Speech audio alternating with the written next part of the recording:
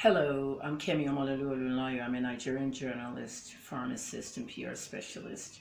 I was trained in the United States in the course of 35 years, and I lived in North America, in the US and Canada. I am in Nigeria currently, and I'm doing this video because I'm asking for your help. I'm asking for people around the world to donate to my fund on GoFundMe. GoFundMe is not available from Nigeria. So a fund was set for me from the US end with assistance of GoFundMe and my friends and my son in the United States.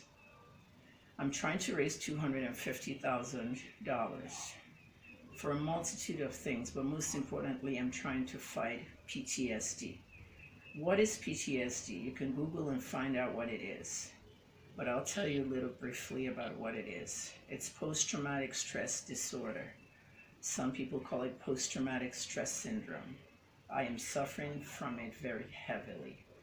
I have had a level of trauma in my life, but nothing like what happened to me when I was doing my job here in Nigeria. You're watching me holding a newspaper in Nigeria this day. This day is one of the top leading papers in Nigeria, and this is my photograph on here. And on this day, it says Kemi Omololu-Olunloyo. 14 police armed with AK-47, those are assault rifles, tied me up and drove me to Port Harcourt from Ibadan. What happened to me was on March 14, 2017, I was in my home office working overnight, and in the morning I went to bed at 7 a.m. At 7:45 I was woken up by my family saying that there were police at the gate, all armed with assault rifles, AK-47. They didn't come to arrest a drug dealer. They didn't come to arrest a kidnapper. They didn't come to arrest a murderer. They came to arrest a journalist. And the journalist lived on the property of a former governor. My father has served 51 parastatals in 57 years of Nigeria. They didn't care. They did not even check in with the commissioner for police in the state. They did a secret mission, and they called themselves the Abuja Task Force. When they came in, they woke me up, and I went down to meet them. What's going on? They told me that they were here to invite me for questioning on something I posted online. I went back in the house. Since I hadn't had a bath or shower, I went to get my medicines for asthma, and I also went to put on something more decent. I thought I was going to the police headquarters for questioning. At that moment, I posted online live. My house has been raided by police. I was looking outside and I saw a lot of police. They surrounded the house, about 15 of them. And as they surrounded the house, they did not let anyone in the house use things. Like, for example, one of our maids here was trying to fetch water and do some work. They stood at the tank as well. They wouldn't let her take water. She started cursing out. But they were very armed.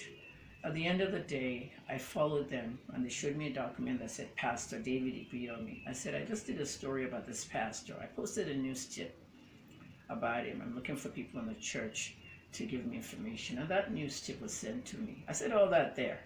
Then I remembered my Miranda rights, the right to remain silent, because anything you say will be used against you. They told me to take a phone. I said my phone is not available because I had my son take the phone to school for a reason. He was just locked up in the school accidentally after he slept off like 2 days before that. At the end of the day, I went to Port Harcourt with my mom's phone. She has two. How did I get to Port Harcourt? Remember, they said they'd taken me to the CID. We got there, we sat down, and somebody at the CID gave me a paper, another officer, to write on. And I decided I'm not writing without a lawyer there. So they couldn't interrogate me, right? Well, instead of them letting me get my lawyer, what they did instead was they just said, we're going to the chief of police office. My mother was outside. She wouldn't let them, take me anywhere she doesn't know. So she told them, meet us there. As they turned around to go to the chief of police, we turned around, but I then noticed we weren't going towards the chief of police office. We headed on the highway, 14 officers. I was in a Hilux truck and they drove me. They didn't tell me where they were going. I just was looking at signs. Welcome to Djibouti, welcome to Benin, welcome to Owerri, welcome to Asaba. I took a tour of Nigeria in 12 hours. They drove me to Port Harcourt. It was when we got to Owerri that they told me where they were taking me. Eventually, we got to Port Harcourt. They drove me to a SARS place in Alu, A-L-U, and they told me that I was under arrest. Just like that. They kidnapped me. The Nigerian police kidnapped me, and I was under arrest in the federal police headquarters, SARS headquarters in Port Harcourt. From there, they took me to court, and I was denied bail. But before they took me to court, they violated my rights. They brought lawyers in from the pastor's side. They brought reporters in, but when they brought them in, they didn't tell me who they were. They just let them talk casually to me. Are you the lady? Are you the journalist? I say, yeah, I am. I haven't done anything wrong. Just that alone can work against you, but they didn't tell me I was talking to people on the plaintiff's side, which is a breach of law, really, if we have law here. I have a multitude of stories to tell. It's going to come out in a book. Some of them are very sensitive things. Going back to the GoFundMe, I'm suffering from post-traumatic stress disorder, because when they took me to court and they denied me bail, they locked me up for 81 days. My bail conditions were very strict so that I would not make them. 1 million naira inside federal court. They sued me in 2 courts, a magistrate court 200,000. A blogger was arrested with me, a magazine publisher, because he syndicated it. There were 30 bloggers supposed to be arrested, but many could not be arrested because those blogs originated from abroad, Nigerians abroad. Imagine if they arrested 30 bloggers and everybody was all in shackles and handcuffs. It's what I saw in Port Harcourt prison that is asking me to beg you to help me. After 81 days, they released me June 5th. On June 22nd, 2017, they rearrested me. They said I didn't perfect the bail in the magistrate. That was the lawyer's job. One lawyer in my team didn't do his job. I went, arrested me. Some of my fans even sent money to bail me out. I was out in 24 hours. I became very ill because of everything. Typhoid, malaria, name it. The water we drink in the prison has sand in it and earthworms. When you pour it, you let it settle, then you drink it. The rest is sand and earthworms. I contracted a lot of things. I was sick. It was all over the internet that I was sick and people should pray for me. And I got a letter. My lawyer told me to get a letter for both courts. One addressed to the federal courts, one to the magistrate. One person in my team was a mole, and that lawyer is Fatai Lawal, a Febabalola firm, the Yoruba guy. Fatai, I'm not going to say allegedly. Others outed him in the team. Fatai was the one. I did not submit my letter. He did not submit my letter to the magistrate judge, but he did to the federal. I went ahead and fired him because he should have perfected my bail. I shouldn't have had that second arrest. So by not giving that magistrate judge my letter, I got a bench warrant in August. That bench warrant was out there and I did not know. He did not tell anybody. He took the files and did not put it in the main files for the other lawyers to see. And then I had gotten rid of him and I didn't know I was in a bench warrant. August, September, October. I had to go back to federal court because that was postponed because of my health. When I finished in federal court on my way back to my hotel to the airport, a man just grabbed me. My lawyer fought him. Eugene Maybe fought him, the new lawyer. His clothes were torn. And I ran into the courthouse screaming, kidnap, I kidnapped, police everywhere. Police ended up arresting police. It was a federal SARS officer who wanted to take me and assassinate me. It's not allegations, they've denied it. Why would you put your bulletproof vest on? You know, you put it off and then you put it on when you got to the gate and you couldn't arrest me behind the gate. It's when I get out, you wanted to arrest me and put me in a car. A former minister in Nigeria, who knows what's going on, who's in River State, who knew a lot. This man was in River State when this stuff happened. He told me, he heard about it, and they were trying to assassinate you. They wanted to, in fact, they wanted to eliminate you. I've spoken to a lot of people. They wanted to eliminate me. In other words, take me in the car to the police station, right, or jail, wherever they were arresting me because of the bench warrant. I was sick. and then have their friends shoot from outside so that it looked like it's an armed robbery, and I'm the only one that will die because they are wearing bulletproof. I will never forgive the police. My grandfather was the first Deputy Inspector General of Police in Nigeria, Chief Samuel Akeyemi, and I've always been police family. My mother will tell you, that's his father. I would never trust the police in Nigeria again. When they see me here in Ibadan, they greet me very well. They're scared of me. I have a lot that I can do for the police. I did it in Canada with Toronto Police. But rather than revamp this police department and make things better, they make everybody their enemy. To say the least, I saw dead bodies in the prison. People fought. One boy got his ear cut off, another one chopped it off with his mouth. People died in the shower while fighting over who's next. Becky died in the cell next to me, a pregnant woman, 9 months pregnant with HIV. I saw spirits flying because in the women's wing is where they bury all the dead bodies after execution from back in the past. Disturbing things, no fan, flies, mosquitoes. I've been detained in America and Canada. I've been detained in Canada 1 week before I was deported when I antagonized gun laws. But I've been arrested at least one time for traffic offense and stuff when I fought for my autistic son. So I know the state of prisons in other countries. Even though I was in a maximum prison for 1 week in Canada before they deported me because of the whole fact that I flee to America. You cannot compare Nigerian prisons. It's a hellhole. It'll disturb your brain. And I'm now hearing that a journalist wanted to see what it's like in Nigerian prison by putting herself in as an inmate for the weekend, Friday, Saturday, and Sunday. She was released Monday morning and she went crazy. They had to take her abroad for treatment. That's 3 days on an assignment. I was there 6 months. October, they arrested me. I fought the police, of course, but they had to send me to prison with harder conditions. Level 24 civil servant, and they had to get somebody from the radio station. Nobody wanted to do it. And of course, my passport was seized. They have not given me back my passport. In January of 2018, they released me on the bail. That lawyer that caused this arrest, third arrest, told the shorties to withdraw. Kemi didn't come to court. She set me up. The judge said he's the one that's supposed to go to prison.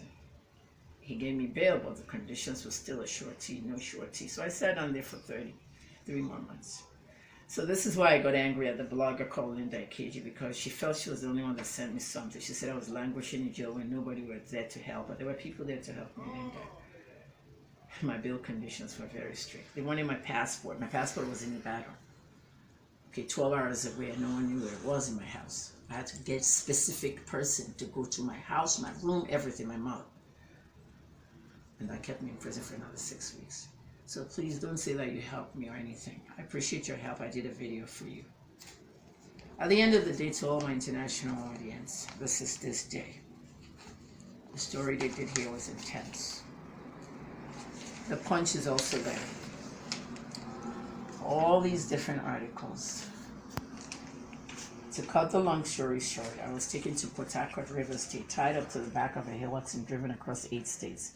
My human rights were violated. The police lied to me. They said they wanted to talk to me about a non-criminal matter. That's what they even said. Zoom in. A non-criminal matter. They said they were taking me to Oyo State CID to question me on a non-criminal matter, but they lied. We all know what happened. When I was released in January, when the shorty came back out of guilt, what happened next?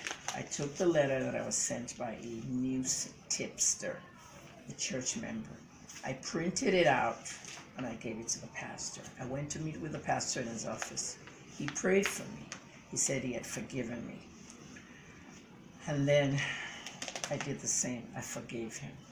He told me to go and read 2 Timothy about Paul when he was Saul. The same thing he did to me. David Ibiyomi told me that. He said I would rise from the bottom to the top this year. I thanked him. I did not ask him for a penny. He did not give me anything. I asked him that I wanted to do a testimony I went on the stage of his church and I did a testimony, which people did not watch properly. They thought it was some kind of confession. It's not a confession. I didn't confess to any crime. I simply said that whoever sent me this news tip, there was nothing there to investigate. They lied, because when I was arrested 3 times, the person never communicated with me again. They kept quiet in the inbox. To me, that's not a credible tip. Well, how do you know? You have to do your job first. Ask for witness. That's all I did, and they arrested me saying I wrote it. At the end of the day, after I left the pastor, 2 weeks later, I had to go back to court. To my surprise, his lawyers withdrew the case and said the plaintiff met with the defendant and the plaintiff doesn't want to go ahead. It was withdrawn. And I said at the end of the testimony, whoever sent me this stuff and they didn't own up or come forward or even speak to me in the inbox, may God deal with them mercilessly, because they set me up and I went to prison. I'm out of prison now. The case has been dropped, but the federal case has not been dropped because that was April. No oral hearings in federal court. It has to be hearings that are written. My lawyers filed to get it moved to January or February, since the magistrate was over in January for the 2nd. The judge denied that request. Okay, so we'll go back in April. When we went in April, the judge did not sit. He did not sit for the entire week. And they told him that I want to go abroad, take my child back to school and get treated. He postponed it from April 16th to 25th. Today is June 1st, in 4 days, Tuesday. I hope to get my passport back. I hope there's no flaw to hold my passport, because I have sensitive information about that prison, which I'm going to be writing in my book. I have already said some of them on national TV. It is very sensitive that the Minister of Interior had to go into the prison to let some people out of prison. The Vice President said that anyone that goes to Port Harcourt prison comes out as an animal. I did come out as an animal. I've taken it out on people. I've screamed, I've yelled. Post-traumatic stress disorder doesn't let you commit suicide. Very little chance of that, but it lets you hurt others. It lets you kill people. There are 2 prominent cases in the United States, and those guys went to war. I went to a prison, a very bad prison. One guy was smashed in the head. They scattered his brain. A fight because he had gay sex in the men's section. I can continue. Help me. I need to go abroad. I want to go to America. I want to go to Dubai Healthcare City, somewhere, so I can get the therapy I need. There's a healthcare strike in Nigeria. There has been nobody in the healthcare sector. Hospitals are shut down. They want to stop the strike now. It doesn't help me. Even private psychiatrists that I know say I need a psychotherapist, a psychologist. The one I have is charging me $50,000 a week, and he's not there every week. I have panic attacks. I shake. I cry behind doors. It's a lot. If I decide to nap, I'm using therapies like drink tea at 4 o'clock, tea time, the British do it.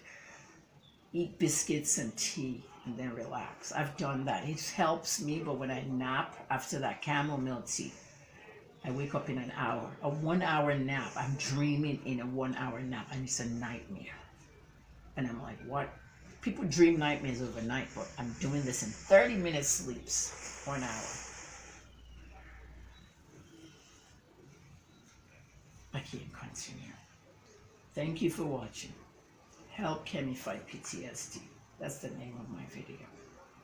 Thank you for watching. I need to raise the $250,000 so I can get help. I need help. I need money. I'll post more articles. Today is the 1st of June 2018. I'm in Ibadan, Nigeria.